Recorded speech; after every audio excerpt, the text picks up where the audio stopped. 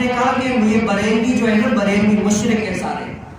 اب سوچتا ہے مشرک کیسے؟ کہا کہ یہ بریلویت سمجھو مشرک سے بری پڑی ہے. کیسے؟ کہا کہ بریلوی یہ جا کر مزاروں پر سجدہ کرتے ہیں. بہت سارے لوگ ایسے ہیں جو ہمارے سنی ہیں لیکن آپ مزاروں پر جا کر دیکھیں سجدہ کرتے ہیں, ان کو چومتے ہیں, ان پہ جو ہے نا ایسے ہی سجدے میں گر پڑتے ہیں. اسی لیے جو دیکھنے والے ہیں وہ کیا کہتے ہیں کہ مشرک ہے, وہ اس مزاروں کو چومتے ہیں.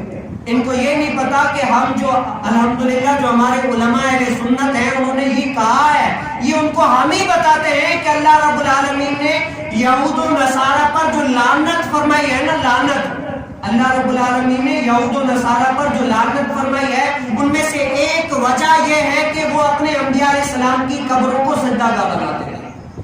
اپنے انبیاء علیہ السلام کی قبروں کو سجدہ کرتے تھے. اللہ رب العالمین نے اسی لیے ان یہود و نصارہ پر لعنت فرما دی. اب میں آپ سے پوچھتا ہوں, جس کو تھوڑی بھی عقل ہو, جو بندہ نبی کی قبر کو سجدہ کرے اللہ رب العالمین اس بندے کے اوپر لعنت بھیج دے. تو جو ولی کے قبر پر سجدہ کرے گا اللہ رب العالمین اس کے اوپر لعنت نہیں فرمائے گا. اللہ رب العالمین نے یہود و نصارہ پر جو لعنت فرمائی تھی وہ اسی لیے فرمائی تھی کہ یہود و نصارہ اپنے انبیاء علیہ السلام کی قبروں کو سجدہ کرتے تھے, اسی لیے ان پر لعنت فرمائی. تو یہ تو ہم بتا رہے ہیں, تو کوئی بھی ذی شعور یہ بتا کہہ سکتا ہے کہ مولانا صاحب آپ جا کر اپنی عوام کو کہتے ہو سجدہ کرو, یہ سجدہ کرو, ان کے بقول, ہم تو نہیں کہتے. تو یہ ان پر اگر لعنت ہے تو ہم پر کیوں نہیں ہے؟ تو ہم کہتے ہیں مزار پر جانا کوئی بری بات نہیں ہے لیکن اس کے آداب ہے. امام اہل سنت اعلیٰ حضرت رحمۃ اللہ تعالیٰ نے فرمایا کہ جب کوئی مزار پر جائے نا تو 6 قدم دور رہے, پھر سلام کرے. وہاں پر سجدہ کرنا, وہاں کو چومنا یہ شرک میں آ جاتا ہے. لیکن کوئی بھی ذی شعور اگر بندہ چومتا بھی ہے تب بھی اس کا یہ عقیدہ نہیں ہوتا کہ میں خدا سمجھ کے چوم رہا ہوں. وہ تو اس ولی سے محبت کرتے ہوئے چومتا ہے, خدا سمجھ کر کوئی بھی نہیں کرتا, صرف اس سے ولی سے محبت ہوتی ہے وہ. لیکن علماء اس سے بھی محبت دور منع کرتے ہیں کہ لوگوں کو بدگمانی ہوگی, اسی لیے جو ہے نا دور سے ہی سلام کرو, تمہاری عقیدت جتنی ہوگی وہ پہچانتے ہیں اہل مزار والے.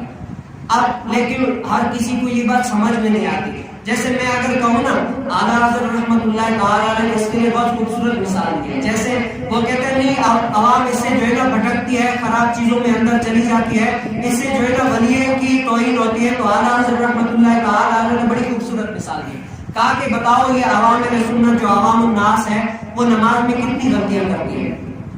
13 غلطیاں کرتی ہے. تو کیا ہم کہیں کہ بھائی عوام جو ہے نا نماز میں غلطیاں کرتی ہے اسی لیے جو ہے نا نماز کی بے وقتی ہو رہی ہے, نماز پڑھنے چھوڑ رہی ہے؟ ہم یہ کہیں گے؟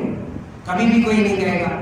نماز اگر کسی کو نہیں آتی تو ہم کہیں گے سیکھو, پھر بھی اگر غلطی کرے پھر بھی ہم کہیں گے کہ سیکھو. اس سے یہ ہم نہیں کہیں گے کہ نماز ہی چھوڑ لو, نماز کی تم توہین کر رہے ہو. اب ایک اور مثال لے لیں, جیسے اگر کوئی مسجد ہو بڑی, مسجد بڑی میں اگر چپل چوری ہوتے, یہ عام مسئلہ بھی ہے, چپل چوری ہوتے ہو تو وہ لوگ کیا سمجھیں گے یہاں پر مسجد سے چپل چوری ہوتے ہم جمعہ پڑھنے چھوڑ دیں گے. آپ کیا کہیں گے؟ مسجد میں چپل چوری کرنا جو یہ برا فعل ہے اس فعل کو روکنا چاہیے یا جمعہ پڑھنے کو ہی ترک کر دینا چاہیے؟ ہر کوئی یہ کہے گا کہ جو چوری کر رہا ہے, جو غلطی کر رہا ہے اس غلطی کو سدھارنا چاہیے, ہر کوئی یہ کہے گا. تو ہم بھی تو یہ کہتے ہیں کہ جو مزاروں پر غلط کام ہوتے ہیں ان کو روکو, یا تم ڈائریکٹ پورا مزار ہی گرانے کے چکر میں جو کام برا ہوتا ہے اس کام کو تم ہائلائٹ کرو, اس کام کو تم روکنے کی بھرپور کوشش کرو. ہم بھی کہتے ہیں کہ جو کام برا ہوتا ہے اس کو روکو, لیکن یہ تم تو پورے مزار کو